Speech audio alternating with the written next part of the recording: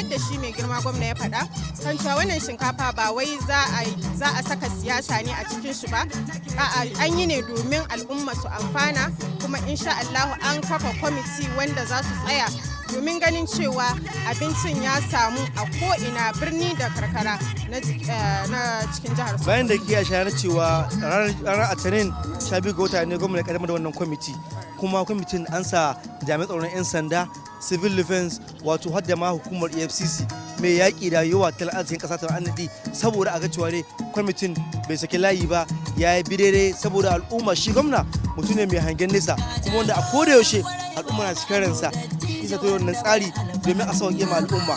Kwamitin akwai jagorancin wato shugaban kwamitin shine tsohon gwamnati Sokoto, wato ta ciso wanda shine zai shiga wannan kwamiti, kuma kowace karamar hukuma an yi coordinator wanda zai kula ga cewa an sayar da wato wannan abinci.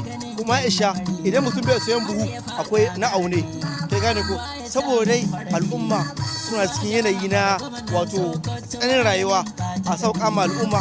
Kuma Aisha, ya kamata a ce kawo yanzu sauran gwamnoni su yi koyi da gwamnatin Sokoto wurin kawo ma al'umma su sauki, musamman ma wani hali ake ciki na matsin rayuwa.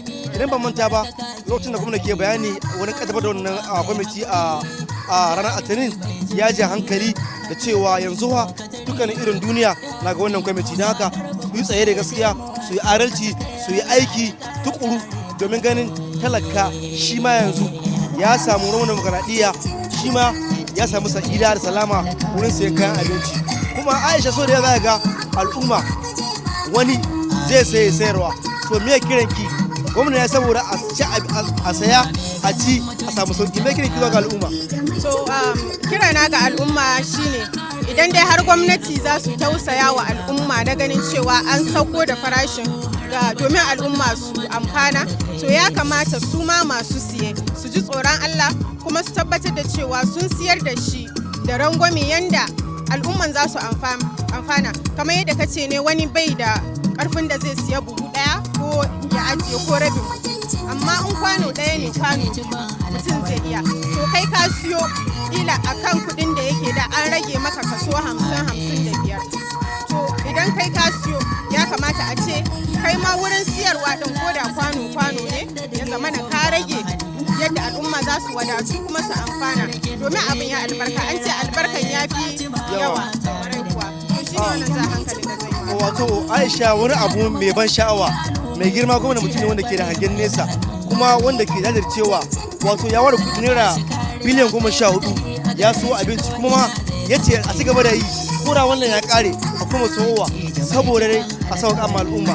Daga ya kamata a bishi da addu'a, kuma a bashi goyon baya, kuma domin dai wannan shiri wato ya samu karbuwa. Tuni na hango wato jama'ar rama wannan bagire ana jiran wato isowa mai girma gwamna domin kaddamar da sayar da wannan abinci. Ya Aisha, al'umma na cikin hali mai wuya, akwai tsanancin rayuwa, akwai tsadar abinci, amma gwamna ba wannan ba, ko kwanaki sati ɗaya da ya wuce gwamna ya ba ma sojoji motoci kira buffalo domin su ƙara samun kuzari wurin yakar 'yan bindigar sauran tsaro a jihar Sokoto. Ba na tsaya ba, gehen al'amuran addini ya ware kuɗi wurin gyara masalatai ya Sokoto, ya ware kuɗi wurin gyara makabartin ne, ya ware kuɗi wurin tallafawa wato masu ƙarancin misali masu ta musamman. A halin yanzu kuma gashi ya ware kuɗi domin kama al'umma sa'ida farashin abinci. Wato kuma Aisha, gwamna ya kira, ya ce yana kira ga masu kuɗi su ma su shigo ciki domin su taimaka ma al'umma. Nan me nake ce? To ba kamar yadda ka faɗa ne, wato ka san shi abinci yana da matukar mahimmanci a rayuwar mutane da ake fuskanta, duka duk sanadiyar ciki bai koshi ba, so zaka ga babu sukuni, mutane ba su da kwanciyar hankali. Amma idan abinci ya yawaita, zaka ga an mai da hankali ga sauran al'amuran rayuwa, ganin yara sun je makaranta, sun an samu ilimi ingantacce, in aikin nema za a samu kuzari na yin shi. To lallai wannan ba karamin abu ne ba wanda zai taimaka wa rayuwar al'umma gabaki daya. Gaskiya wannan abu ne. Aisha, idan muka ribi kwamitin karan kanshi, za ka ga wayanda an kasa su yi aikin sun cancanta, mutane ne masu hazaka, masu dagewa wurin aiki. Akwai shugaban kwamitin cizo tsohon gwamna ne, in gane ko, akwai farfesa Bada akwai farfesa mai shanu, akwai su attajiri, akwai wa za ga wato an samu mutane masu nagarta domin dai wato a samu adalci cikin wannan kwamiti. Gwamna ya kira ga al'umma da su bar kuma magana siyasa, ya ce babu siyasa, babu PDP, babu APC, babu abga, inda ya zaku ta hake gwamna ce kai ma a sayar ma cikin rahusa, babu kabilanci, babu addini, inda ya zaku ta hake gwamna ce kai ma ka so a sayar ma wato cikin rahusa. Sai ga cewa gwamna komi ya riga ya komi, illa muna kira ga wannan kwamiti da ya tsaya ga abin da gwamna ya ce kada ya kara kada ya rage. Me kin zuwa ga al'ummar Sokoto? A gaskiya abin da zan gaya wa al'ummar jihar Sokoto shine kamar ƙari ne zan yi kan abin da ka faɗa na dangane da kwamiti. Wato kwamitin ya samu gogaggun mutane wanda kamar yadda ka faɗa akwai tsohon gwamna, akwai masu faɗa aji, akwai masana harkar ilimi da sauransu. To kaga in akwai gogewa cikin kwamiti to lallai zaka ga an samu abin da ake so, musamman wurin rabo a samu shinkafar ta isa duk inda ake so ga waɗanda suka cancanta. Kamar yadda aka faɗa ne babu wani siyasa a ciki, saboda haka kowa duk wani wanda yake mutum ne a cikin jihar Sokoto zai amfana da shi, da mai siyan buhu, da mai siyan rabi, da mai siyan kwano, duka kowa zai siya. So kaga wannan abu ne wanda kowa zai, kuma wannan abun farin ciki ne ga al'ummar Sokoto san cewa gwamnati tana tsaye domin a samu walwala da wadatuwa a cikin jihar. Aisha, wannan kwamiti an sa hukumar APC ciki, ya ganin ki me kawo APC cikin wannan kwamiti? To kasan EFCC hukuma ce wadda take fafutuka wani ganin cewa an kawar da zagon ƙasa wa arzikin ƙasa. Kwarai kuwa, so kaga za su tsaya matuƙa domin su ga cewa an saka adalci a cikin wannan rabo. So shi ne ina gana abin da ya sa. Akwai 'yan sanda, akwai civil defense, sannan lokacin da kuma da ke bayani ya bayyana cewa kaso 85 na cikin kwamitin ba 'yan siyasa ba ne. Ya ce wasu ma daga cikin su sai da ya ba su lallashi an karoƙe su suka shigo kwamitin, kuma ya ce har su ƙare gwamnati ba sa baki da cikin kwamitin ta ba su wukar nama. Abin da yake so kawai a yi adalci, a cire siyasa, a cire kabilanci, a cire addini. Duk wanda ya zo saye kan Sokoto ne a sayar masa, kuma ce za a cire kaso 55 cikin 100. Daga wannan abu ne wanda ya kamata a ce gwamnati Sokoto a yi mishi addu'a, kuma a taimaka mishi wurin wato ci gaban wannan gwamnati. Kuma da ake cewa ya kamata a ce sauran gwamnati da ke Najeriya su koyi da gwamna wurin kawo ma al'umma sauki, sa'ida da salama. A kula shi Aisha ga gwamnati Sokoto ya tura shirarruwa masu amfani ga al'umma, domin da shi gwamnati ne na al'umma wanda a koyaushe al'umma take gabansa. Ya kamata a ce al'umma Sokoto mishi addu'a, su ba shi goyon baya a duk abin da yake wato kawo ga al'umma. Kwarai kuwa, so masu kallon mu kamar yadda kuke gani dai, gani ya kori ga shinkafa nan wanda a halin yanzu shine ya kawo mu nan domin a kaddamar da rabon, kuma ku gani da idonku kan yadda siyarwan zai kankama a nan a tare da mu. Ci gaba da kasancewa tare da mu. To masu kallon mu da kai da ku wato sha'afa dai wannan shi da zama ku tsaye daga nan gidan TV na Alu TV da ke jihar Sokoto, wanda ka yaɗa shirye-shiryensa a wato ƙasashen Afirka 55 doriya daga yankunan Asia, Laraba da ma yankin Turai. Muna kawo muku shirin kaddamar da sayar da wato shinkafa a bisa farashi mai sauki wanda gwamnati zai kaddamar a hali yanzu a nan karamar hukumar Kware da ke jihar Sokoto. Kar kuma tare shiri ne wanda ke zo muku daga nan gidan TV na TV. Aisha, kina ganin iya ganin ki ga buhun gumi ne an aje, ga gumi nan kala-kala, kuma gumi mai kyau mai inganci, shi ma talaka ya ci gumi cikin sauki. To a nan wani kira za mu yi ga su al'umma masu siyan wannan abinci? To ni dai musamman kiran da zai yi wa al'umma masu siya su ji tsoron Allah. In ka siya buhu za ka siyar, to wurin siyarwan ka ji tsoron Allah. Kai ma mai kwano ɗaya su ma ai ba a basu ba. Idan ka siya ka tabbatar da cewa ka kai ne, tunda wannan an maka rangwami ne don kai ka amfana, ba wai musamman ma ba don ma a je a siyar ba. In ka siya ya zama cewa amfanin ka ne, akwai 'ya'ya akwai iyali, to ku je ku sarrafa ku ci. Ya fi ka ƙara wani abu ka ce ka je ka siyar. Wannan abin da za ka ƙara ina ga ba wani abu bane wanda zai amfane ka, amma tun da gwamnati ita ta tuna da al'ummanta ta rangwanta musu, to mu ma al'umma mu ji tsoron Allah mu rangwanta wa kanmu da kanmu. tsoron Allah mu yi amfani da shi kamar yadda gwamnatin take so domin gobe ma su ƙara yi mana abin da ya fi wannan. Wato Aisha, gwamna ya ce za a cire kaso 55 cikin 100 na kuɗin wannan buhu ko kuma kwano. Sai ga akalla kenan buhu zai kama wurin 40,000 da wani abu saɓanin 80,000. Ke kuma an riga an rage. To ya kamata a ce wato al'umma su bada goyon baya, kuma za ki ga wurin wato ga wuri can ai tanadi wanda zai sayan abincin zai zo ya rajista a ganshi a ɗauke shi burin kar a samu matsala, shi ma ya zo ya saya. Na ki riba yanzu ga mata nan, a ƙungiyoyi nan, ga 'yan jaridu nan, wato ga 'yan siyasa ne, ga malaman addini, ga wato sarakuna birje a wannan wuri, domin dai ga alamu kowane farin ciki ya isha. Shi abinci shi za ka ba mutum kuma ka yi mashi hadarin lokaci a ciki na matsayin rayuwa. Kuma roƙon wannan shiri Allah ya sa a yi lafiya, kare lafiya, kuma Allah ya taimaki mai girma gwamna ya kara fito al'umma da sharuwa wato masu alfarma. Masu kallon mu wato kar kuma da rai suwana Abubakar Toba, tare da abokiyar aiki Aisha Abdullahi Aminu. Kan daga ce mu sun kaɗan za mu je mu sharuwa, za mu dawo. Da wata ba a ƙara yin kamar wa mako ba.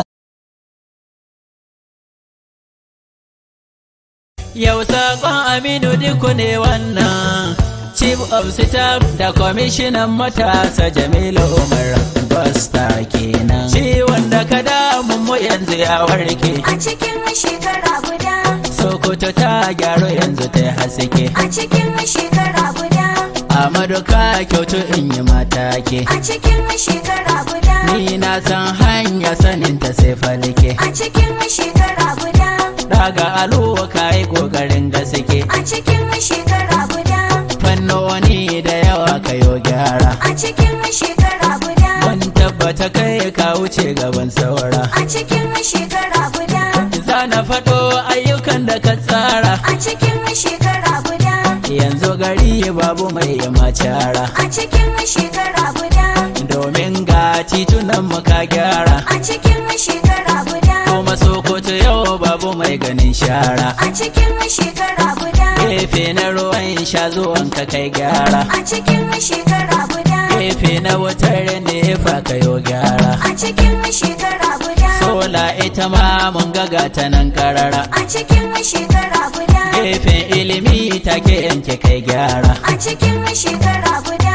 Har gefen lafiyar mu kai gyara. A cikin shekara guda. Kuma Amadu kai wa ma'aikata gyara. A cikin shekara guda. Albashi ka ce ai shi ba makara. A cikin shekara guda. Malamai sai yanzu za su sha madara. A cikin shekara guda. Na alibai ma sun yaba ka kai gyara. A cikin shekara guda. Bisa kulfidin an daga shi an kara. A cikin shekara guda. Limamai ma bangaren su kai gyara. A cikin shekara guda. Har ladan mai sun yaba da kai karara. A cikin shekara guda. Ka cece marayu zuwanka sun tsira. A cikin shekara guda. Gefe na musa kai zuwanka kai gyara. A cikin shekara guda. Ga 'yan fansho nan zuwanka sun tsira. A cikin shekara guda. Kai dai suka wa addu'a cikin fira. A cikin shekara guda. Da iyaye mata yanzu sun dara. A cikin shekara guda. Matasa ka ce a basu baburra. A cikin shekara guda. Mawaka mu me kace da mu jira. A cikin shekara guda. Mana kake ka girme ai ta makara. A cikin shekara guda. Amma mun san ba ka yin rabon kora. A cikin shekara guda. Ka kira mu zauna da kai akwai fira. A cikin shekara guda. Amadu ka kula da 'yan gudun hijira. A cikin shekara guda. Gefe na tsaron mu kana cikin gyara. A cikin shekara guda. Allah ya daɗa maka ƙoƙarin gyara. A cikin shekara guda. Duk matsalolin jihar mu ka kora. A cikin shekara guda. Goje mu kira ka da mai gidan kawara. A cikin shekara guda. Duk a cikin shekara guda. Sokoto ta samu ci gaba. Amadu dan Aliyu wahidun Allah ya daɗa maka ja gaba. Birnin Shehu yau dukan mu mun shaida baka danne haƙin mu ba. Duk a cikin shekara guda. Sokoto ta samu ci gaba. Amadu dan Aliyu wahidun Allah ya daɗa maka ja gaba. Birnin Shehu yau dukan mu mun shaida baka danna hakin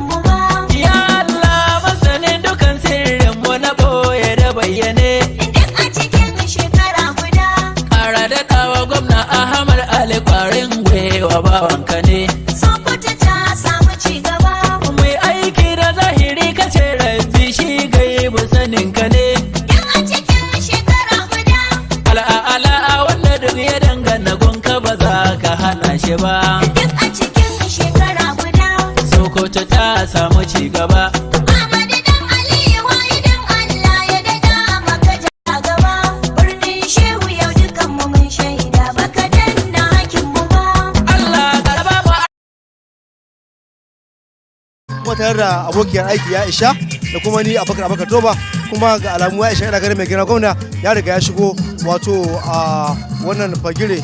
Aisha ga mai girma gwamna a halin yanzu ya riga ya shigo domin kaddamar da wato wannan kwamiti ko kuma sayar da kayakin abinci. To masu kallon mu duba da mai girma gwamna ya riga ya iso, mun so mu sada ku da waɗanda za su siya wannan shinkafa domin ku ji ra'ayoyinsu kan wannan sauki da aka samu. Amma dai ba ku dakace mu domin kuwa yanzu shirin zai kankama insha Allah.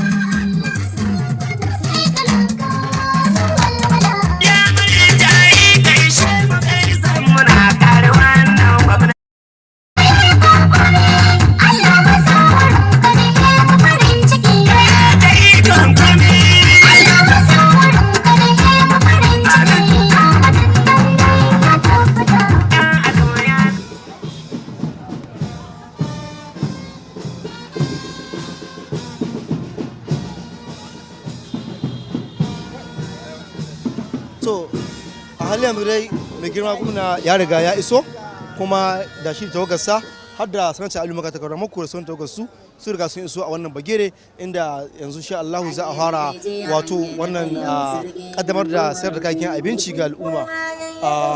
Kamar nake gani akwai masu magana shawara, akwai kuma kwamishinoni, akwai kuma wato shi shugaban wannan kwamiti wato Ciso Abdullahi wanda shine tsohon gwamnan jihar Sokoto, kuma kana kuma shine shugaban wannan kwamiti wanda za a kaddamar da sayar da abinci a halin yanzu. To sai kuka je da mu domin dai gani yadda wato wannan wato shiri ko in ce kaddamar da kayan abinci zai kasance a hali yanzu. Kai da kuma tare wannan shi ne muka tsaye daga nan gidan TV na Alu TV wanda ke da shirinsa a kasashen Afirka su ne 5 da madoriya daga Asia, Larabawa da kuma yankin Turai. Suna dai kamar koyaushe Abubakar Toba tare da tawagar mutu abokin aiki, akwai Naziru Al-Sani, akwai Okashu Sani, akwai wato Jamilu Toge da kuma Aisha da sauran abokan aiki a bisa jagorancin shugaban wannan gida Bashar Abubakar MC. To insha Allah yanzu ku ga tare da mu a koda yaushe.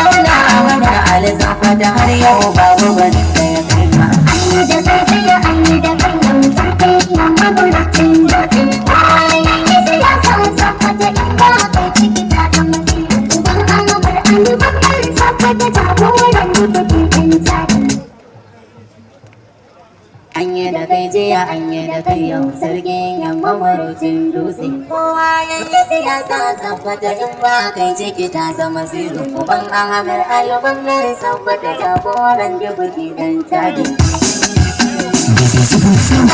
Wanda kuke bai da kwaji shi ya ce mana mai ba. Da babu alo ciki ta zama zero. Uban Ahmed Alubangare wannan wanda kuke Idris dan cadi.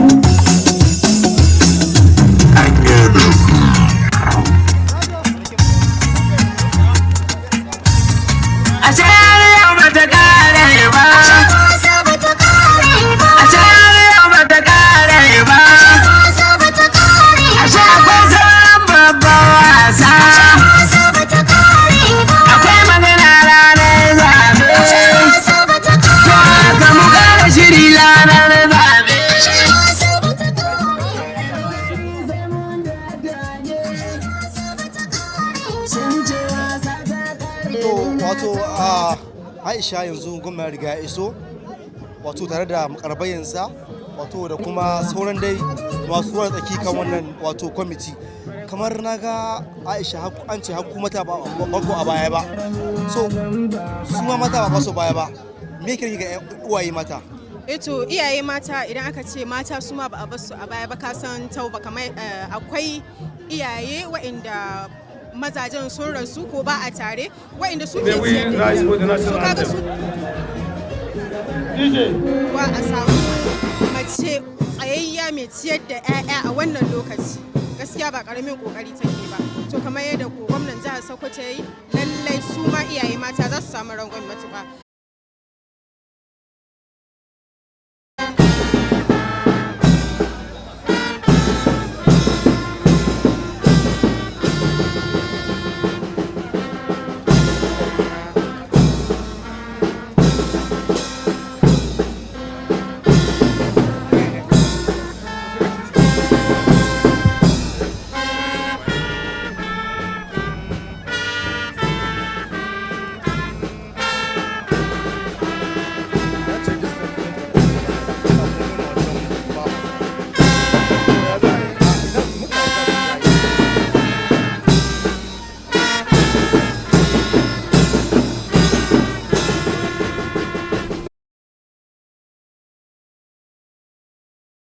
Wato mutum ne wanda a kodin shi burin shi ya faranta matalaka ko ba gaba, me ya kamata a ce sauran gwamnoni na arewa ko shi ma na kasa baki daya su yi wa al'umma? To kamar yadda ka ce ne mai girma gwamnati jihar Sokoto yana tallafawa ta fannoni da dama, lafiya, permission, I would like to start religion da by inviting the representative al'amuran yau da kullum, abinci of the Sokoto State Grand Kadi, in the person of Kadi Alu Tv to lead us in the opening prayers. But before the Kadi comes on board, I would like to inform this gathering that the flag off of the sales of food items and other social commodities introduced by the Ahmed Ahmed administration, which is currently taking place here in Kwari local government area, is being broadcast on NTA network, Alu TV, and it's also being transmitted on radio stations and Sokoto State Media Corporation as well. Grand Kadi sir, opening prayers.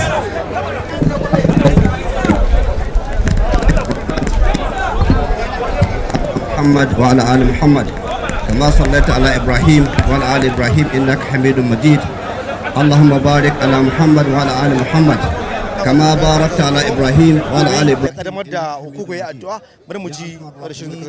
يا أرحم الراحمين يا أرحم الراحمين يا رب العالمين يا الله منا روقنك wannan taron namu ka sanya albarka mai yawa a cikin sa ubangiji Allah ka kauda shi da tsakanin mu wannan aikin da mun ka zo yi ubangiji Allah ka ba da gagarumar nasara a cikinsa mai girma gwamna da babanmu magatakardar muku da suka jagoranto mu akan wannan aikin ubangiji Allah ka ba su nasara ubangiji Allah ka musu sakamako da abin da ran suka jin daɗi ne gobe kiyama ubangiji Allah ka hada da mu duka cikin wannan addu'a bismillahir rahmanir rahim هو الله الذي لا إله إلا هو عالم الغيب والشهادة هو الرحمن الرحيم هو الله الذي لا إله إلا هو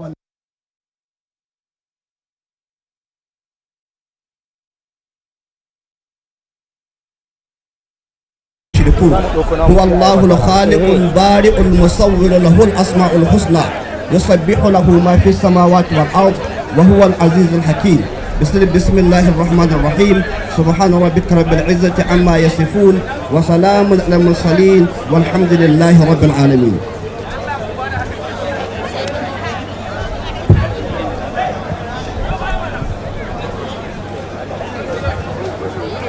That was an opening prayer by the representative of the Sokoto State Grand Kadi, the person of Kadi Alu Tv. Your Excellency, the Executive Governor of Sokoto State, Ahmed Ali Sokoto, PhD, FCNA, ACIT. Your Excellency, the former Governor of Sokoto State, the Secretary in Sokoto, Secretary in Sokoto, Member Muslim World League, and the Senator representing Sokoto Central. other distinguished personalities, members of this all important committee, and colleagues in the pen profession, a very good afternoon to you all. Your Excellency, barely 10 days ago, you constituted a committee to serve with the responsibility of selling these food items and other essential commodities to people of the state. 2 days later, that committee was inaugurated by your humble self and by the special grace of God who are here today for the formal flag off of the sales of the food items and other essential commodities to people of the state. This is indeed a commendable gesture by your administration aimed at making life a lot easier to the commoners in Sokoto State. Thank you very much, Your Excellency. Gama gwamnan jihar Sokoto, gama jagoran jami'ar APC ta jihar Sokoto, masanta da ta'alim ga takardun mako, sauran mai baki da suke wannan wuri, assalamu alaikum. Kamar yadda watakila kuka sani, kwana gwamnan da ya wuce mai gama gwamnan ya kaddamar da ya kama wani kwamiti wanda aka zama alwakin sai da kayayyakin abinci da kuma tsansu kayayyakin masu rufi cikin sauƙi a wannan jiha. Daga baya kaddamar da wannan kwamiti zai kuma cikin ikon Allah ga mu an zo domin a fara kaddamar da wannan aiki na sai da abinci cikin farashi mafi sauƙi da wasu kayayyakin buƙatu ga al'umma wannan jiha domin taimakawa ganin cewa rage al'umma walwalar rayuwa da ake fama da shi. A wannan gaba nake so in fara da gayyato shugaban ƙaramar ko mulki ta kwale inda muke gudanar da wannan mulki domin yanzu ya nashi jawabi. Your Excellency, permit me to start by inviting the Kwale Local Government Chairman Alhaji Ibrahim Attahiru Rugagi to come forward for a welcome address.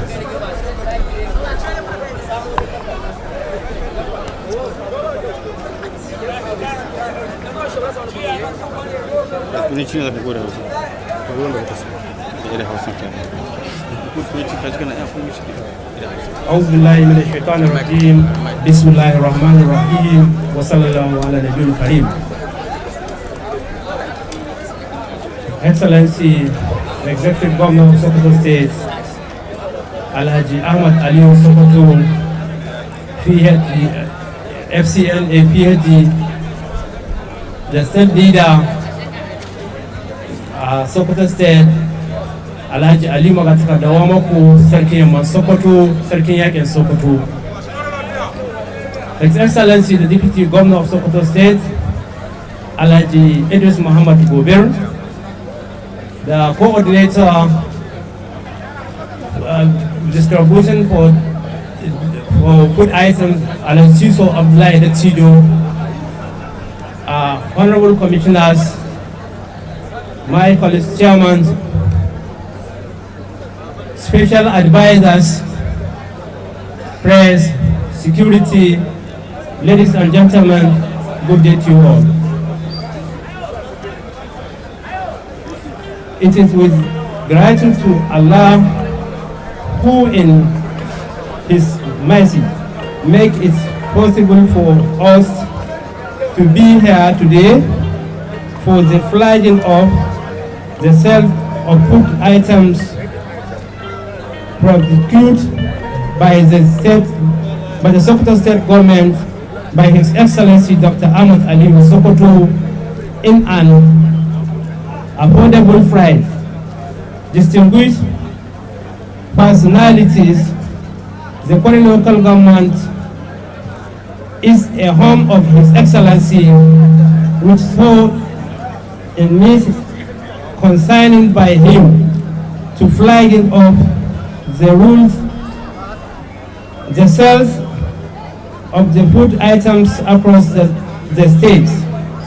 This shows his sympathy to the entire people of Sokoto State.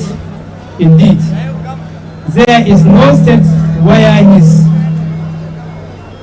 due happiness in the country.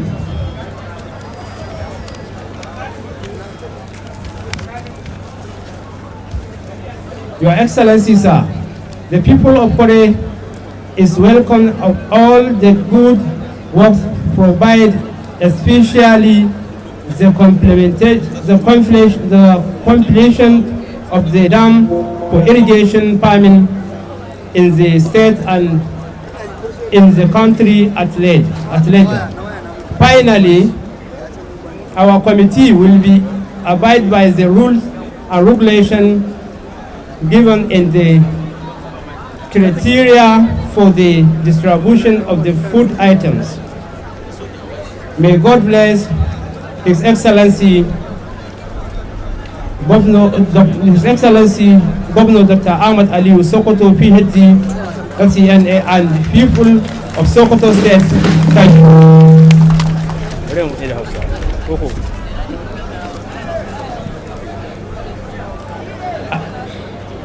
Alhamdulillahi, ina mai farin ciki a madadin ni kaina da kuma dukkanin daukacin al'ummar karamar hukumar mulkin Kware, karamar hukumar mulki tamu ta Kware, muna maraba da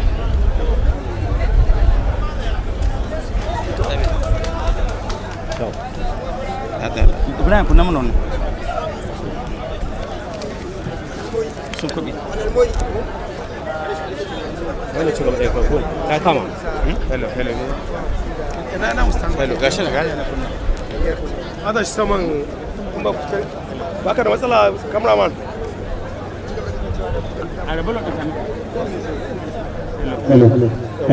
hello saka jiwon kara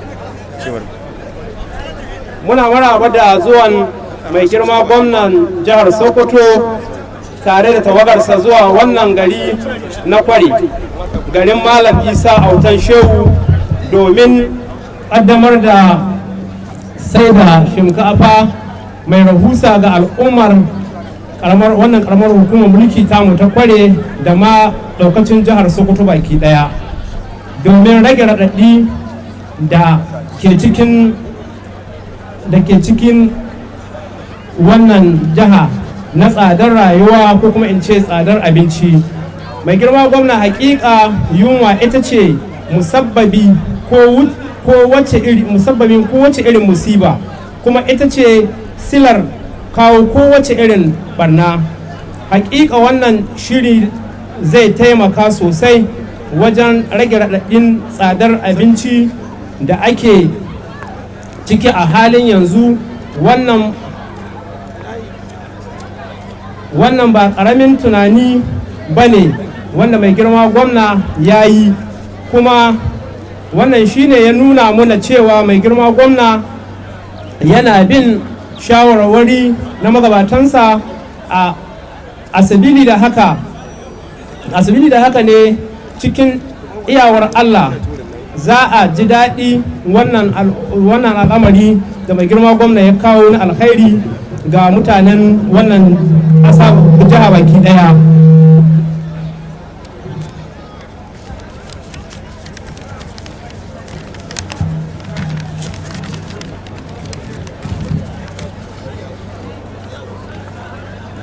Da baki daya a yanzu kuma mai girma gwamna kamin ma yanzu ya yi abubuwa na alkhairai da dama iri daban-daban wayanda suka hada da bayar da tallafin abinci kyauta ga al'umma da bayar da abincin budin baki a lokacin azumin watan ramadana da kuma shirin raba takin zamani kyauta ga dukkanin manoman faɗin wannan jiha tamu ta Sokoto. Yanzu kuma ga wannan shiri na rage raɗaɗin abinci ga mutane bisa ga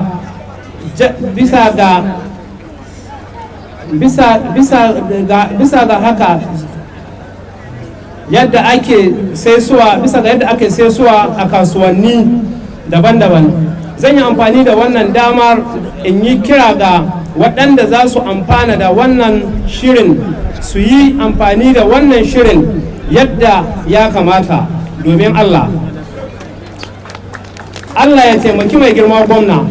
Ina mai tabbatar maka da cewa irin wannan mutanen waɗanda ka zaƙo domin su tafiyar da wannan aiki na alkhairi zuwa ga al'ummar wannan karamar hukuma da ma ƙasa baki ɗaya suna da manufofi su ma na alkhairai kuma suna da nagarta da kulawa, kuma mun tabbatar za su yi mana adalci abin nan shi kai daidai inda ake buƙatar shi.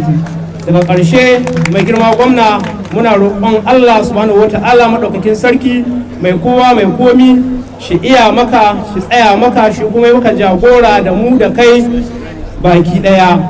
Ubangiji Allah shi kuma ƙara zama gatanka ga dukkanin al'amurorinka. Muna godiya kwarai da gaske mai girma gwamna tare da ƙara yi maka addu'a. Daga ƙarshe ina mai roƙon Allah Ubangiji subhanahu wata'ala yadda ka taho wannan gari namu lafiya da kai da tawagarka tare da kuma mahaifinka sanata Ali Magatakar da Wamako. Ubangiji Allah shi kai ku gida lafiya. Allah Ubangiji shi doki dukkan hadari. Allah shi hishe ku shirin makiya na koye da na bayyane. Allah Ubangiji shi haskaka ku shi haskaka al'amarin ku tamkar wata a cikin taurari. Wassalamu alaikum.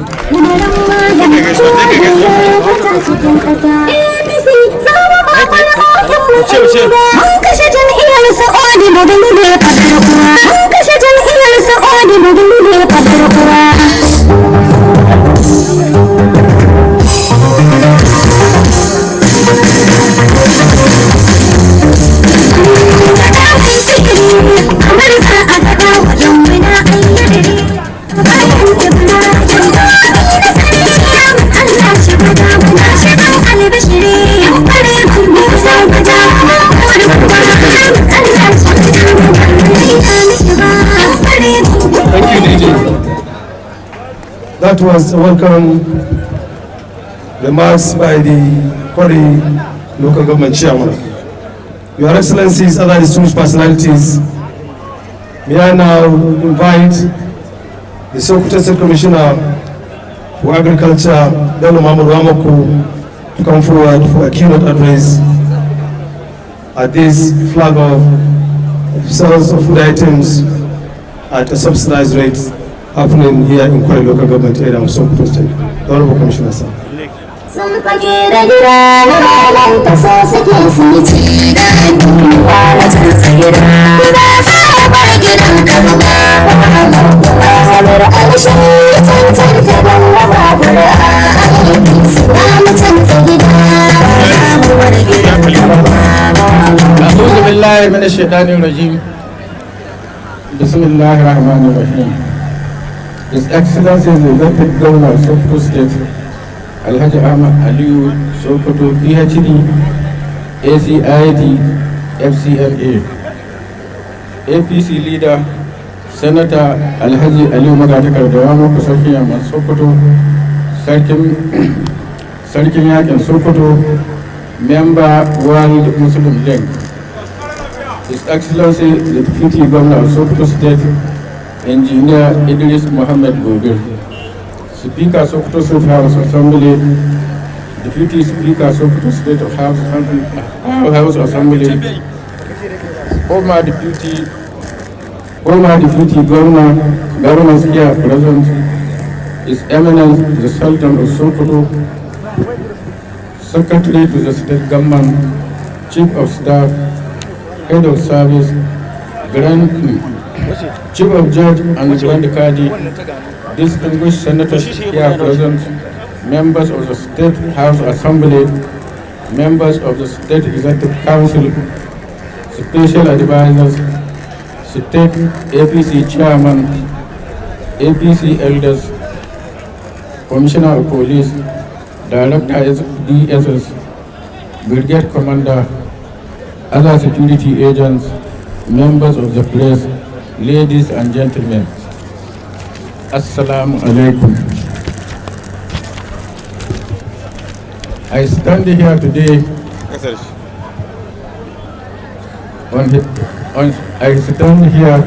on this historic day in the history of our dear state for the flag of 7 local government areas of Sokoto State. The commodity would be sold at 55% of its value as purchased by the government. However, this kind gesture is not the first of His Excellency, the Executive Governor of Sokoto State, Dr. Ahmed Ali Sokoto, FCNA, because he distributed agricultural input, agrochemicals, fertilizer, etc. free of charge to cushion the effect of higher cost of food prices and increase food production in the state.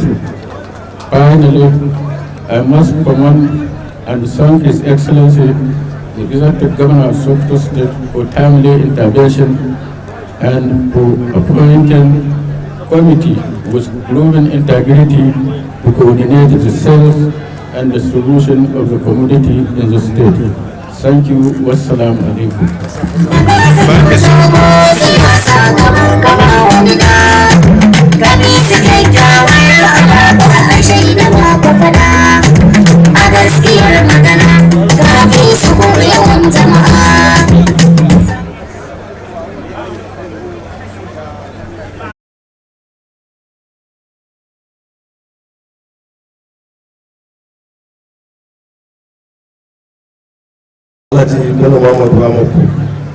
The next speaker on our agenda, Your Excellency, is going to be the coordinator for this all important assignment in Kwale local government, in the person of Professor M.M. Maishalu.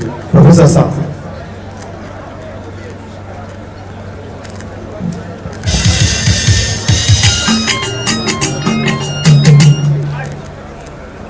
His Excellency, the Executive Governor of Sokoto State, Alhaji Ahmed Ali Sokoto, PhD, FCNA, APC leader, His Excellency, Distinguished Senator, Dr. Aliyu Magatakardawa Moko, Sarki Yamman Sokoto, His Excellency, the Deputy Governor of Sokoto State, Alhaji Idris Muhammad Gobir, the Honorable Speaker, Sokoto State House of Assembly, members of the State House of Assembly, the Chief Judge, Sokoto State, the Grand Kadi, His Eminence, the Sultan, ably represented, His Royal Highnesses and our fathers here present, Honorable Commissioners and Special Advisors, Chairman of the Sokoto State Committee on Sales of Rice, Alhaji Chizo, other coordinators of the remaining 22 local governments, and members of the two committees,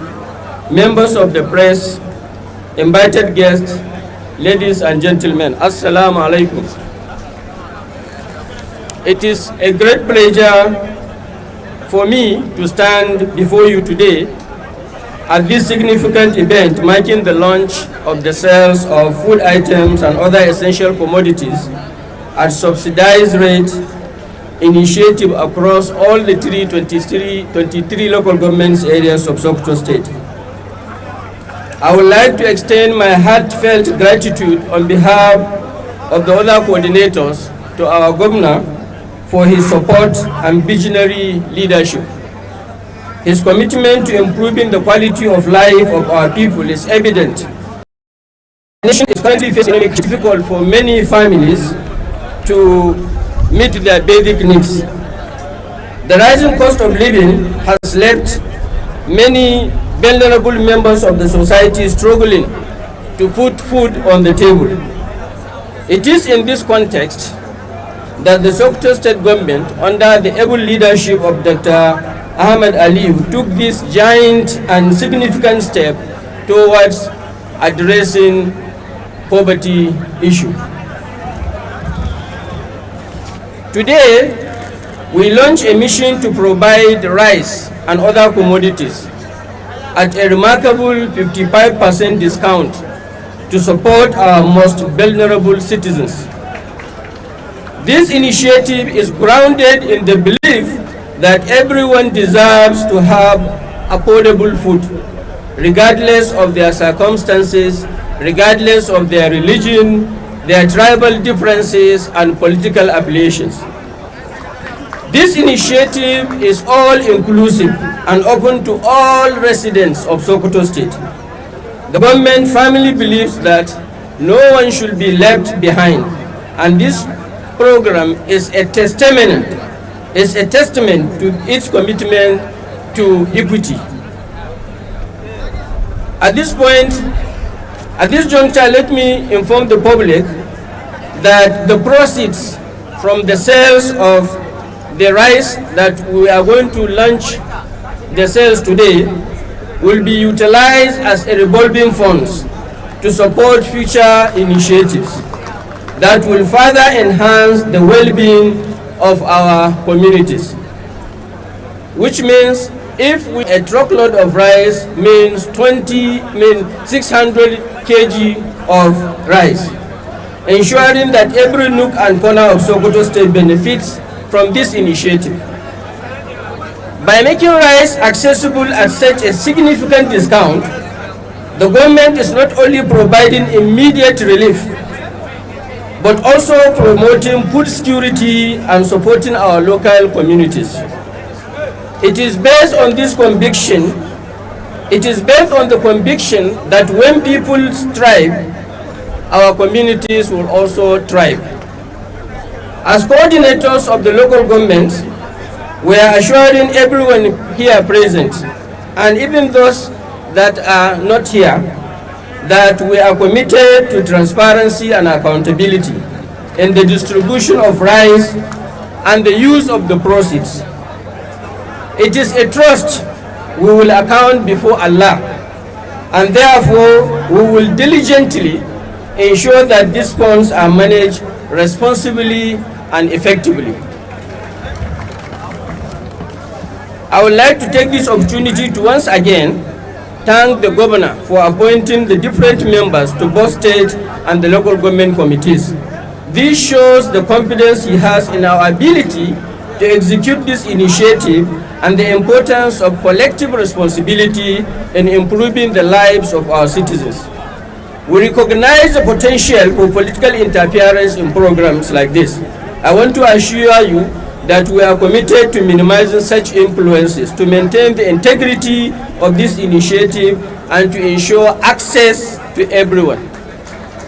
I encourage each and every one of you here to fully participate in this program and to support our neighbors during this trying time. Together, undoubtedly, we will overcome the challenges we face and build a stronger, more resilient community. Finally, let us applaud the governor and his entire team for their dedication to this and many other projects aimed at improving the quality of life within our state. Thank you for your attention, and let us work together in order to have a brighter future for all. Thank you. That was the remarks by the other essential commodities as a subsidized rate introduced by the Sokoto State government under the Ahmed Alu administration.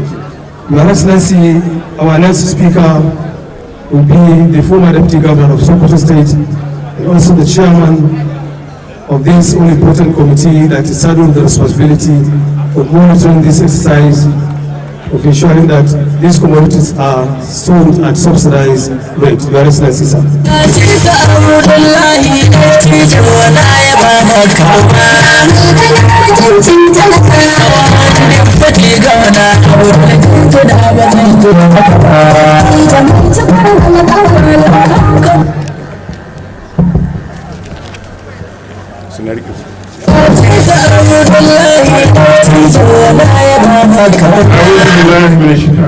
بسم الله الرحمن الرحيم لا إله إلا أنت سبحانك إني كنت من الظالمين.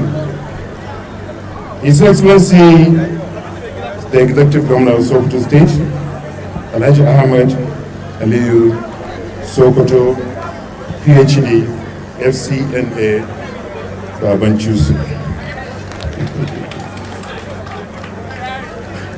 Our leader, His Excellency, Distinguished Senator Dr. Aliyu Magatkara Wamako, Member, Muslim World League, Sarkin Yamman Sokoto, Sarkin Yakin Sokoto, Kakan Chusu. His Excellency, the Deputy Governor of Sokoto State, Engineer Idris Muhammad Gobir, members of the State House Assembly, I wish them the best. They are now in Abuja, most of them. The Chief Judge, ably represented, and the Grand Qadi, also ably represented.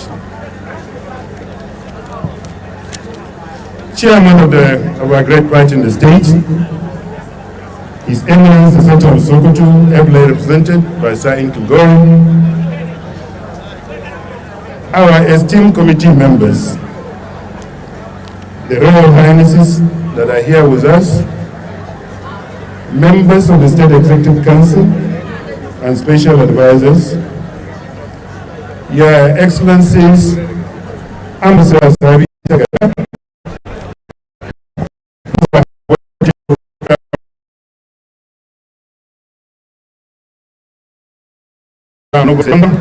Distinguished Senator Bakwe and Colonel Garbamoy, members of the press, invited guests, ladies and gentlemen, Assalamu alaikum.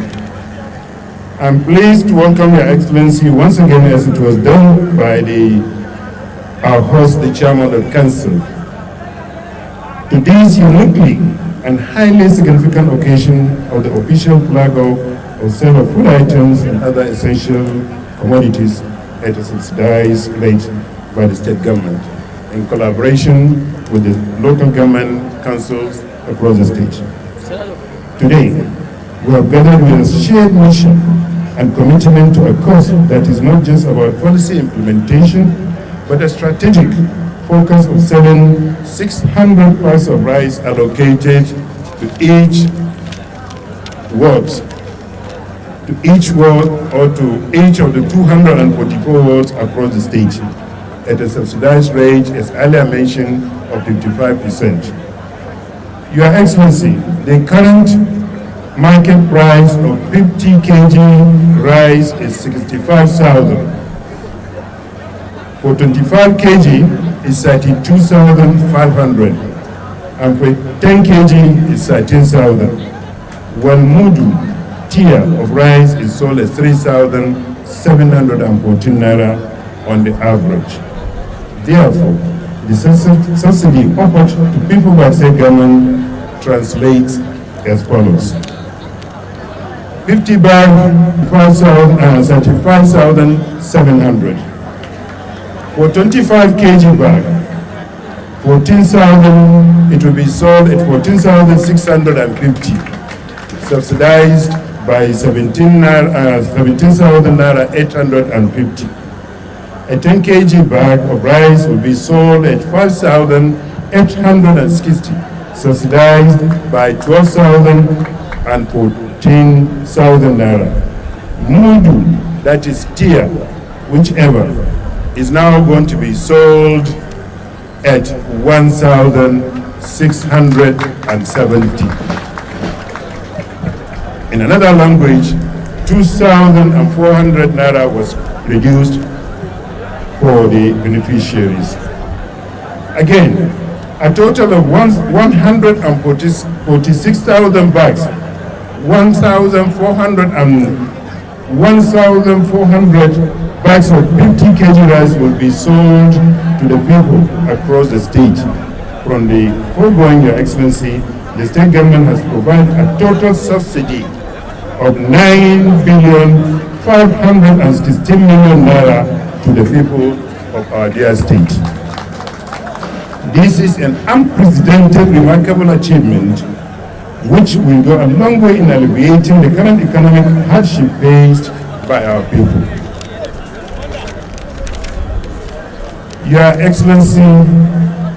Excellencies, arrangements have been finalized to transport these consignments to all the 23 local governments and subsequently to each of the 244 wards for ease of access and purchase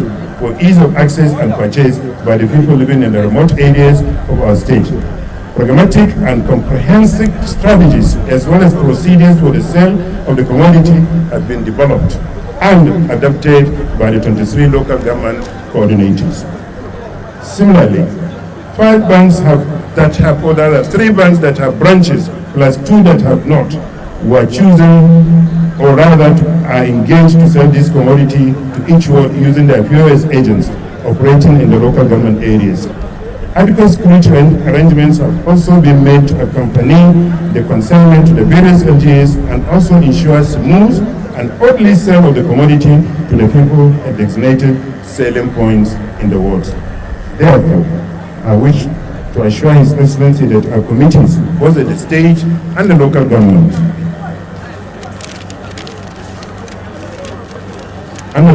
levels, will work diligently and meticulously to ensure success of this exercise. The slogan of His Excellency, ko kudi, ko aiki. In English, value or money. Kuɗi ko aiki gwamna ya riga ya furta, wanda ya ce mai daɗin kwakun ki sai bozon kowa. Ko kuɗi ko aiki sabon kuɗa ba ka ce, kuɗi ko aiki sata kuɗi sai a ce, kuɗi ko aiki don haka nan ya riga ce, kuɗi ko aiki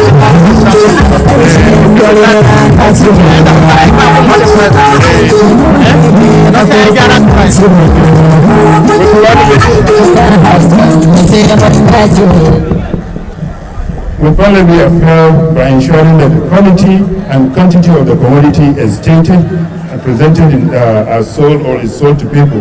Finally, I wish to also, on behalf of the members of the various committees, thank His Excellency for finding us worthy of executing this exercise. Thank you and Assalamu alaikum.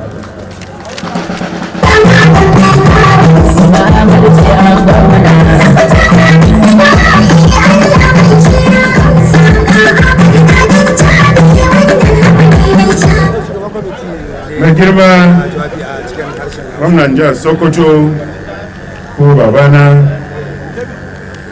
kakana tsohon gwamna jama'a assalamu alaikum. Kamar wani faɗa a turance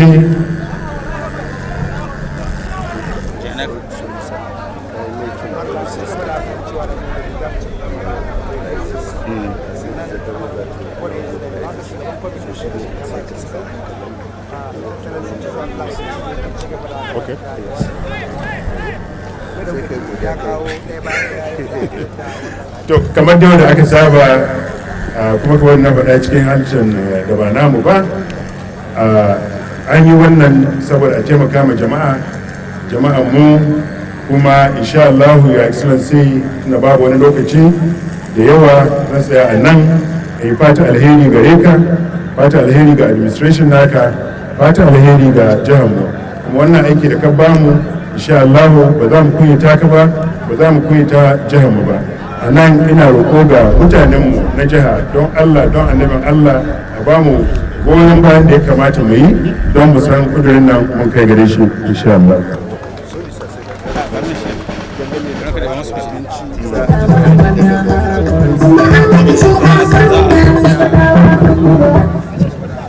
Kamar wanda ya faɗa sauran jawabi za a ji shi ga mai girma gwamna na prizes. Kuma da suka tun zane faɗa insha Allah shi gwamna zai bada wani insha Allah.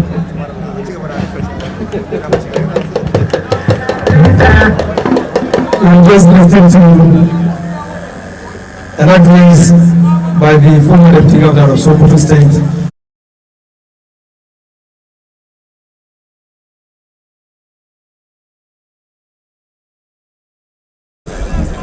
His Excellency Chisu apply the GU. Our leader,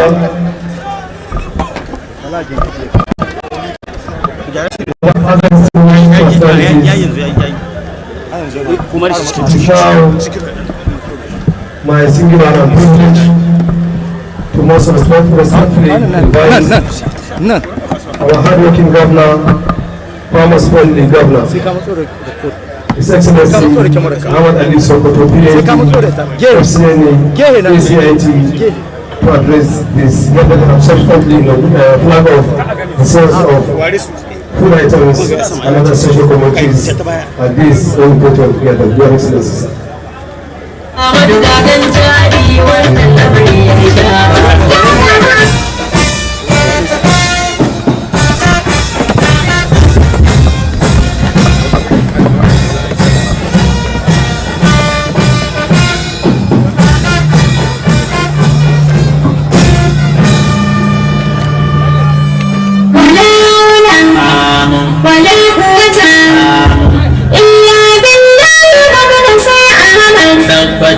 Dan alai gaskiyar ka ba wani mai ima.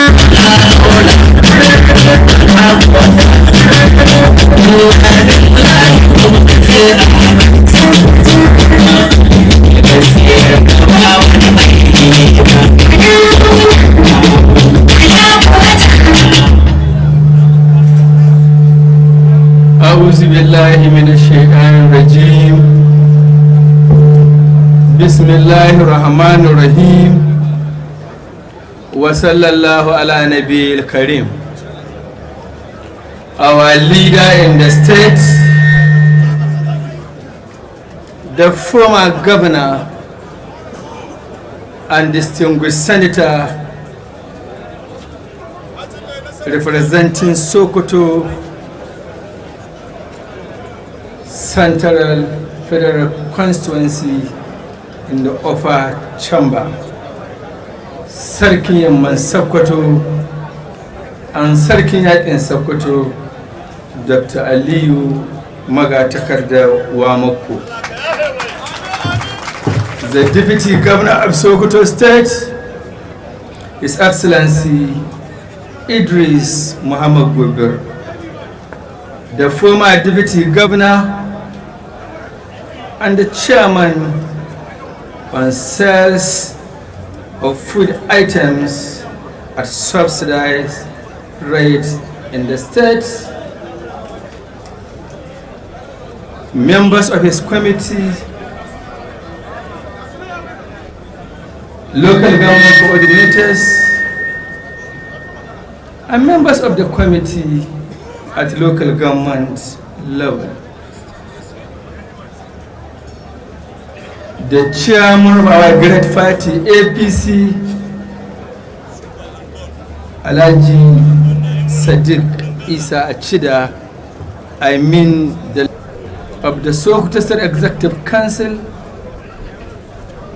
representative of His Eminence, the Sultan of Sokoto, representative of Chief Judge and the Grand Kadi, SSG and Chief of Staff, Government House Sokoto, special advisors and senior special assistants, local government chairman here present, head of security operatives in the state, heads of federal and the state government parastatals,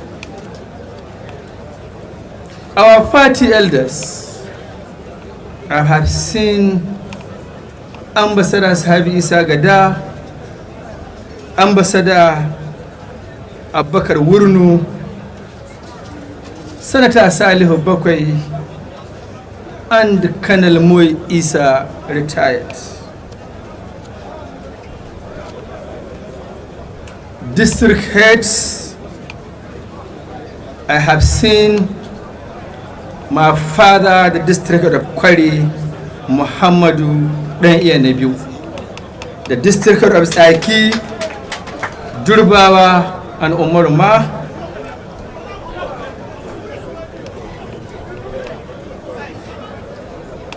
religious leaders, farmers, politicians, women groups, youth groups, members of the press, peace be upon you all. It is with great pleasure that we are here today to witness the plaque of the sales of food items and other essential commodities to the general public as part of our present administration efforts to caution the effect of hardship being faced by the people caused by the economic downturn. I wish to extend my sincere appreciation to the great personalities and other important dignitaries for honoring our invitation. I thank you most sincerely, distinguished guests and other respected personalities. You would recall that 2 days ago we inaugurated the State Monitoring Committee along with 23 local government coordinators to fast track and ensure implementation of the initiative as contained in the guidelines so provided by the government. The committee had already strategized and worked out modalities that will guarantee the execution of allocation and sales of the commodities as defined in line with the government objectives and guidelines. It was based on the present administration commitment to ensure that the commodities get to the right people at the right time and at the subsidized rate of 45%. Thus, 55% discounted rates as earlier declared. Ladies and gentlemen, it is my pleasure to inform you that 168,000 bags of rice was purchased as the total cost of 14,448 million naira, only for the commencement of this program. The commodity would be sold out to the general public at a discounted rate of 55% of the purchase cost. That the 50 bag of rice will be sold at the cost of 38,700 naira, while 25 kg and 10 kg are to be sold at the cost of 19,350 naira and 7,740 naira respectively. In the same vein, the committee should also consider those interested in buying measures of rice, means mudu, during these sales. The commodities are now ready for release and will be handed over to the committee for the take-off of the exercise. I would like to emphasize to members of the committee that the sale of the commodities as arranged will be carried out at the designated point covering all the 244 wards in the state, with each ward receiving a track of rice. Let me affirm that everybody is eligible to benefit from the sales of these respective items, irrespective of social differences and or political affiliation. I wish to further urge all the state ulama to intensify public awareness in line with Islamic injunction so that the generality of our population can benefit and participate in the program. Furthermore, I would like to call on the security agencies to ensure that appropriate security measures are put in place to guarantee peaceful and fair allocation sales of the commodity to the general public. There shall be a special security measures being worked out by the security agency to prevent criminal element within society from taking advantage of the gesture. Accordingly, I wish to urge all and sundry to partner with the government in seeing that the program achieves its primary objectives and report any criminal acts to the appropriate authority for necessary action. I assure all the citizens that we are running a government with listening eye where people can advise and make suggestions as to how things can be made right for the benefit of the state. We equally welcome all constructive criticism from all quarters meant for the development of our dear state. In line with this, we employ the support of the good people of Sokoto State for the program to succeed. I wish to assure you that this initiative also covers other essential commodities to be sold at a subsidized rate in due course. With these few remarks, it is with great pleasure that I flag up the sale of food items and other essential commodities to the general public at subsidized rate to caution the effect of the ongoing hardship being experienced by our people. I once again thank all the personalities and dignitaries for honoring our invitation. I wish you all a safe journey back to your various destination. Thank you and wassalamu alaikum.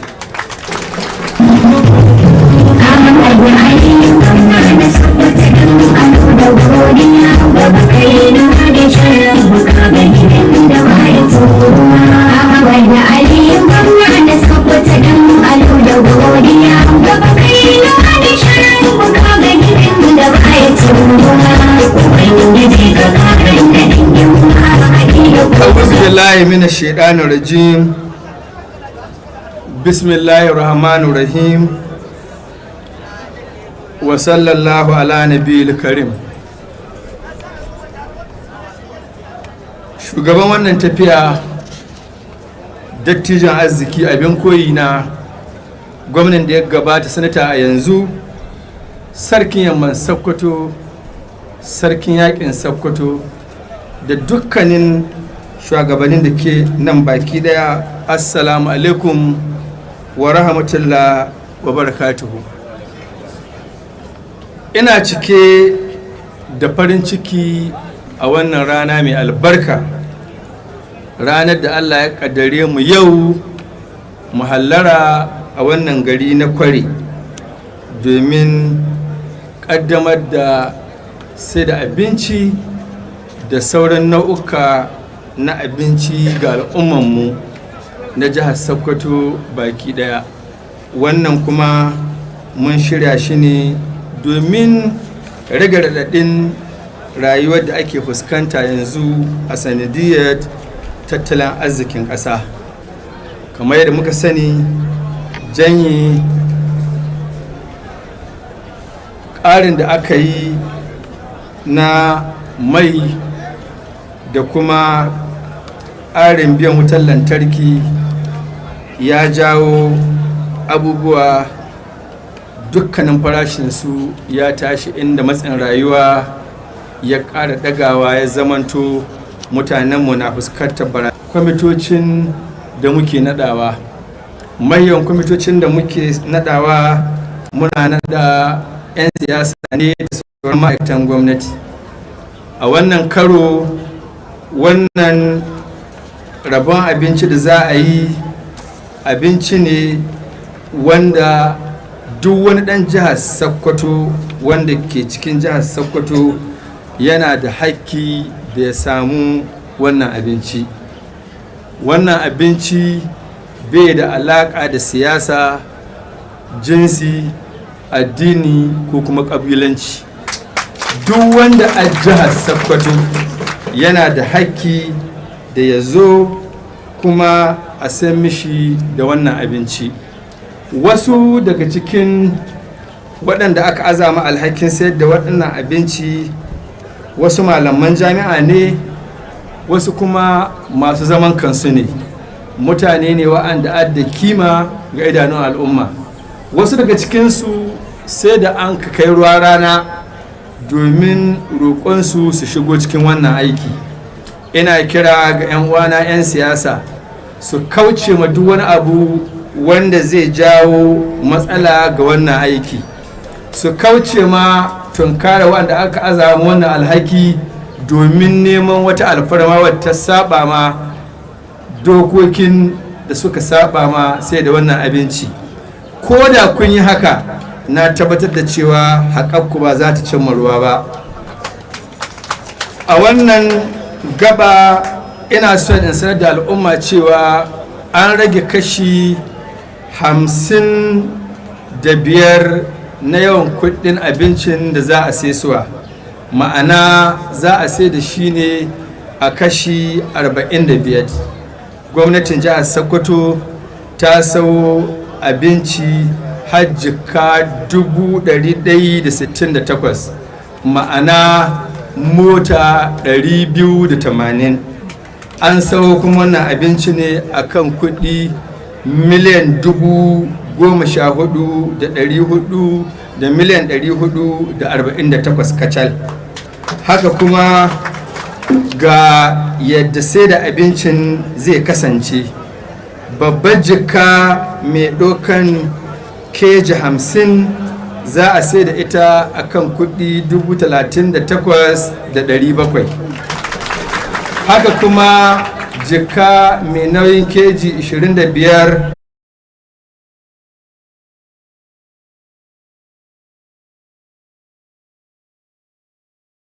ba a yadda a sai da shi fiye da kima ba, domin ba za a amince da 'yan fasakwabri su shigo domin sai wannan abinci ba.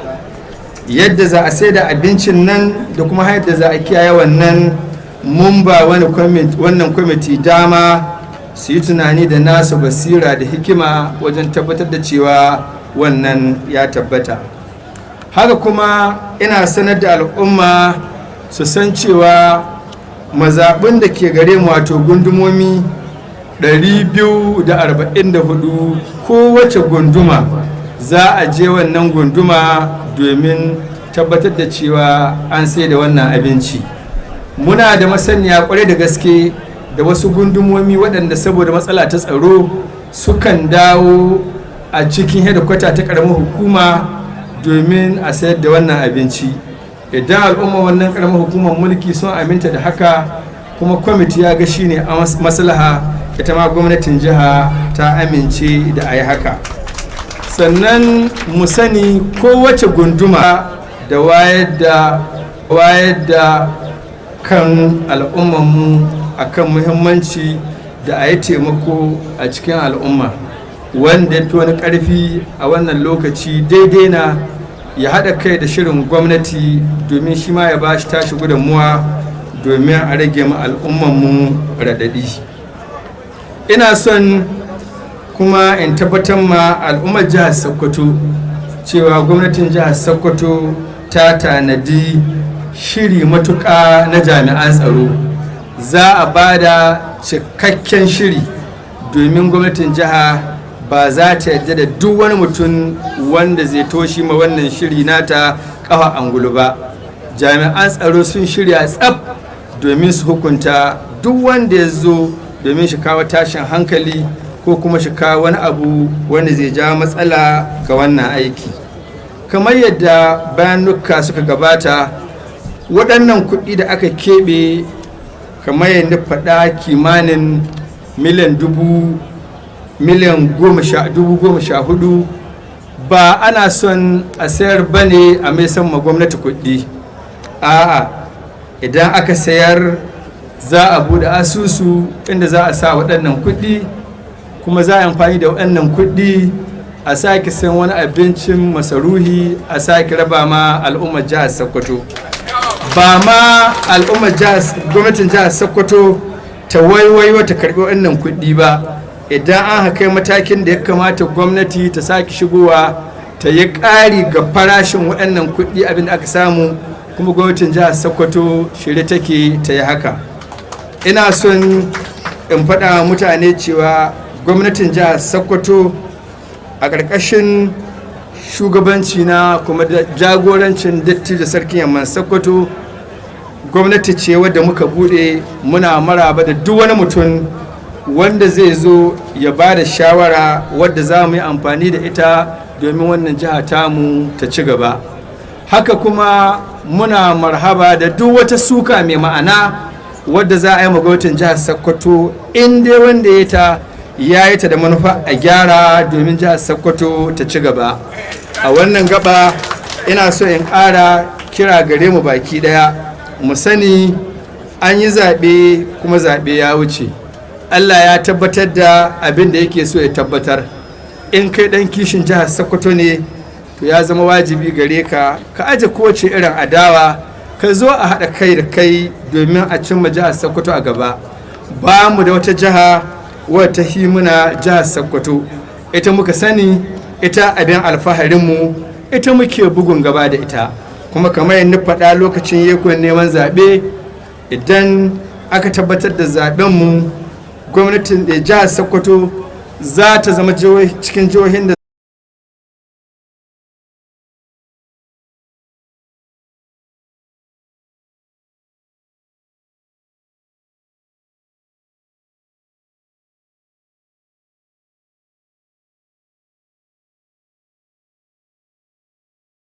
godiya kwarai da gaske da wannan shawararki da kake bamu. Muna roƙon Allah ya ƙara tsare ka, ya inganta rayuwarka, ya baka lafiya, ya sa kuma ka gama lafiya da kai da iyalanka baki daya.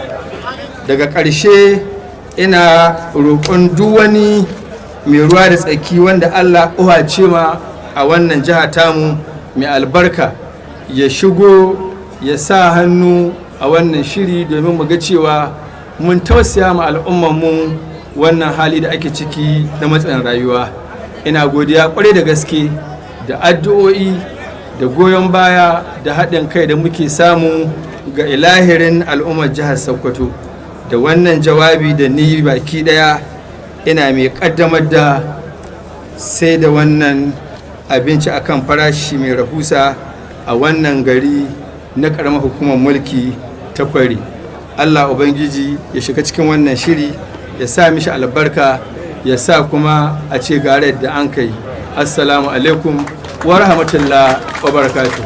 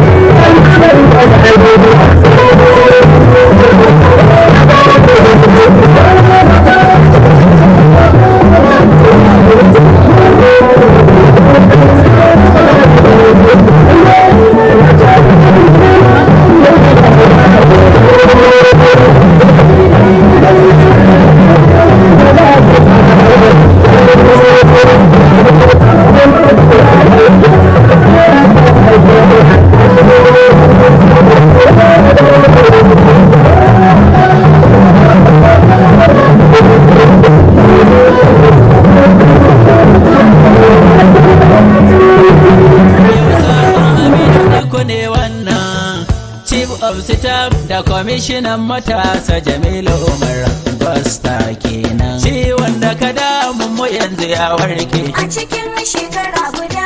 Sokoto ta gyaru yanzu ta haske. A cikin shekara guda. Amadu ka kyautu in yi matake. A cikin shekara guda. Ni na san hanya sanin ta sai falike. A cikin shekara guda. Daga aluwa ka yi ƙoƙarin gaske. A cikin shekara guda. Fannoni da yawa ka yo gyara. A cikin shekara guda. Mun tabbata kai ka wuce gaban saura. A cikin shekara guda. Za na faɗo ayyukan da ka tsara. A cikin shekara guda. Yanzu gari babu mai macara. A cikin shekara guda. Domin ga titunan mu ka gyara. A cikin shekara guda. Kuma Sokoto yau babu mai ganin shara. A cikin shekara guda. Gefe na ruwan sha zuwan ka kai gyara. A cikin shekara guda. Gefen ilimi take yanke kai gyara. A cikin shekara guda. Har gefen lafiyar mu kai gyara. A cikin shekara guda. Kuma Amadu kai wa ma'aikata gyara. A cikin shekara guda. Albashi ka ce ai shi ba makara. A cikin shekara guda. Malamai sai yanzu za su sha madara. A cikin shekara guda. Ɗalibai ma sun yaba ka kai.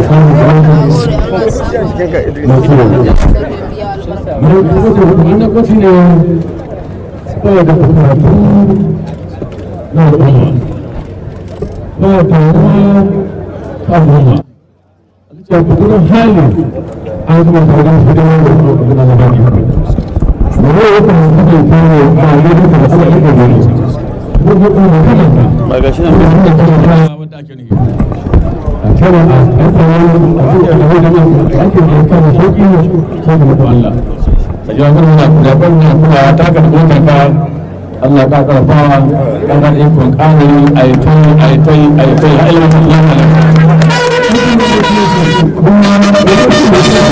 Allah ya Allah saka da alheri Allah ƙaruwa masu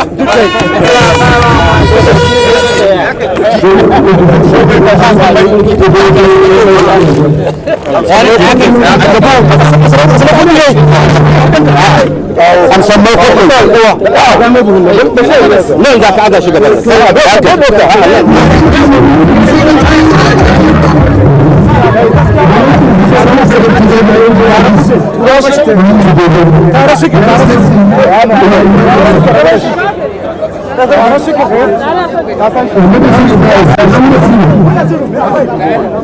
Jangan gana tu lah, di bisi kau nak.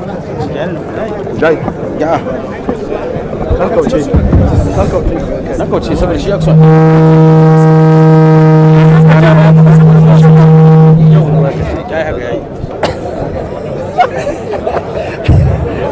Bismillahirrahmanirrahim.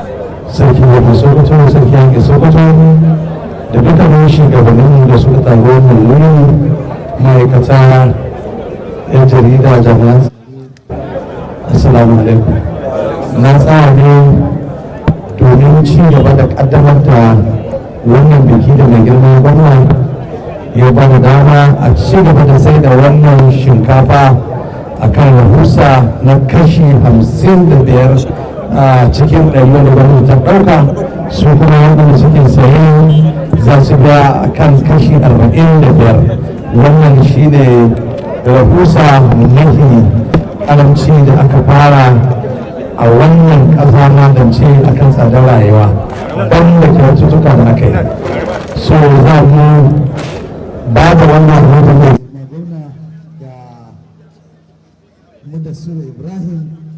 wanda ya sai wannan keji 25 na shinkawa a wannan rana. Allah sa a ci lafiya da sirru ya amfani ka, kuma gobe ma ka sake dawowa in ka caye ka sai gwamnati ta ci gaba da yi insha Allah. Muna godiya ga Allah sa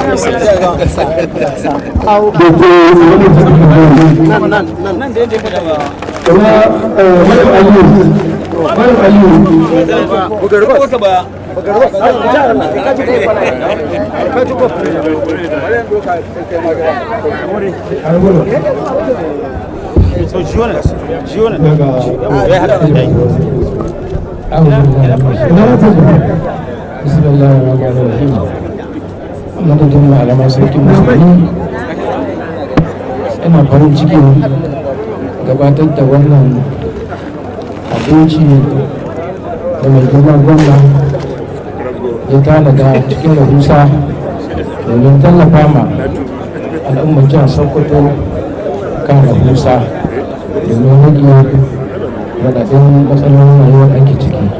Muna fatan Allah ya albarkaci wannan shirin ya amfana ya kama ya zargo da musamman suna ya su rage mana mazu don gina ma kisa yi na gana gita ok to kamar so bismillah sai dai ki samu wani ya taimaka miki ok to sai muna guda waɗannan bayan Allah guda biyu an masu larura ga cikin su gudu aka ba da jami'ar mudassir ibrahim gidan da asa fito ya sai da shi sarakta Allah saboda aka sura su gudu ta riga ta ɗauke nauyi don gode yanzu kuma zai kira shugaban kwamitin sai da wannan kayakin abinci a farashi da sauki a jihar Sokoto domin da shi kuma ya dama asma'u da safa na asma'u cikin kamenu 25 cikin kamenu sunan mama gare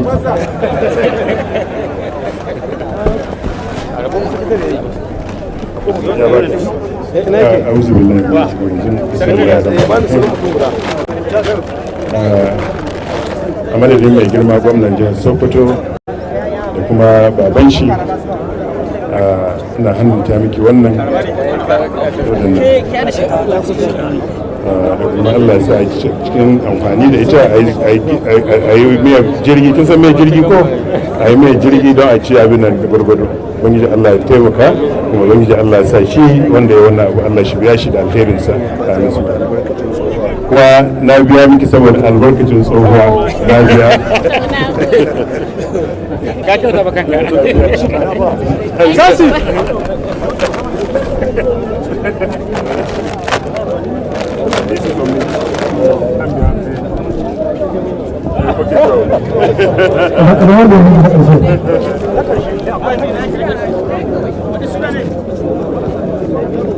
an zartar Allah yanzu kuma zan yi ko da girma a ƙasa kawai da yin yanzu da wasu ranka yanzu ba da abinci da gasa da kusa Allah ta yi gasa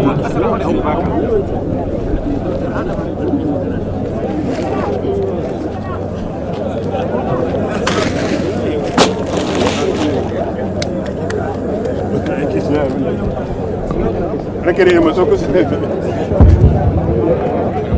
a kuma kai kana sai ka dibe wuce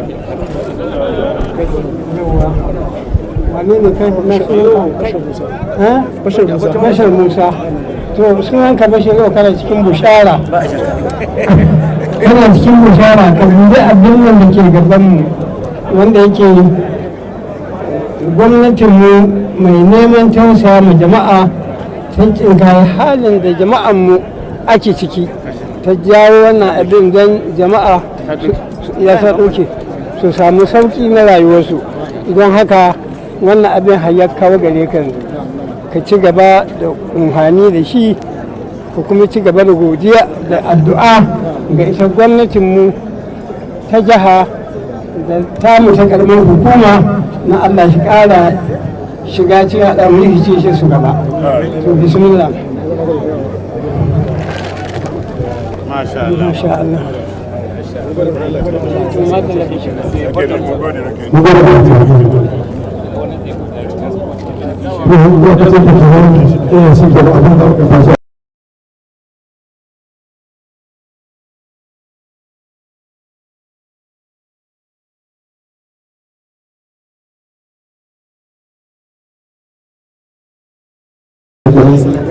Your Excellencies, this is Uncle Congo of this flag ceremony.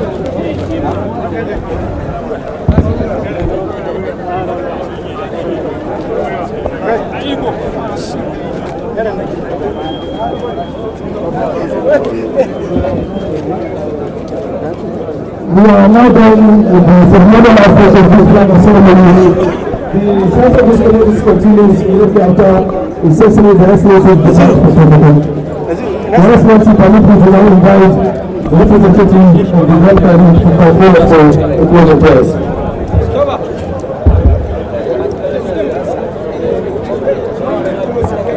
وصلاة النبي صلى الله عليه وسلم اللهم صل على محمد وعلى آل محمد كما صليت على إبراهيم وعلى آل إبراهيم إنك حميد مجيد اللهم بارك على محمد وعلى آل محمد كما باركت على إبراهيم وعلى آل إبراهيم إنك توسع الأمة وبنجي الله توسع يدي يجي الأمة وبنجي الله فيلوجي شيء يدي يجي مثال الله الله علي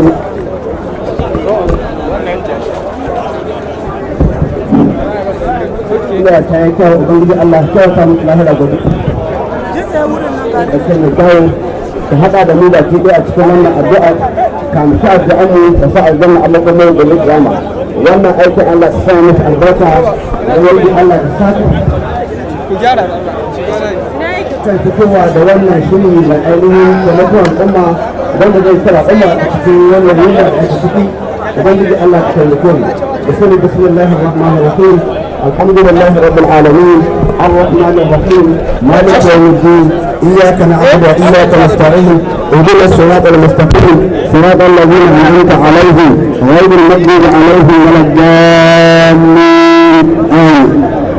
Your Excellencies, may we rise for the national anthem.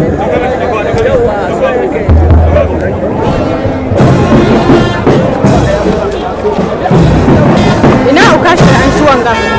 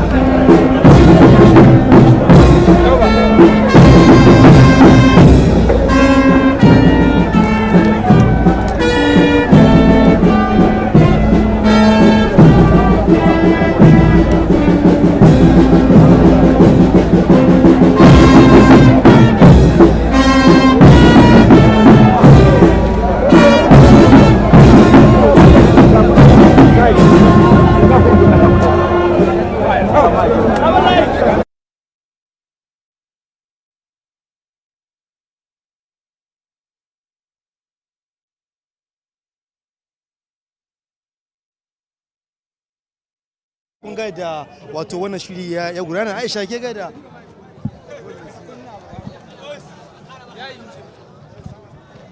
masu kallon mu kun ga da Aisha ke ga da shiri ya gabata an kaddama masu kuma an fara sayarwa kuma ma wasu guragu an ce gwamnati ta saya musu kyauta.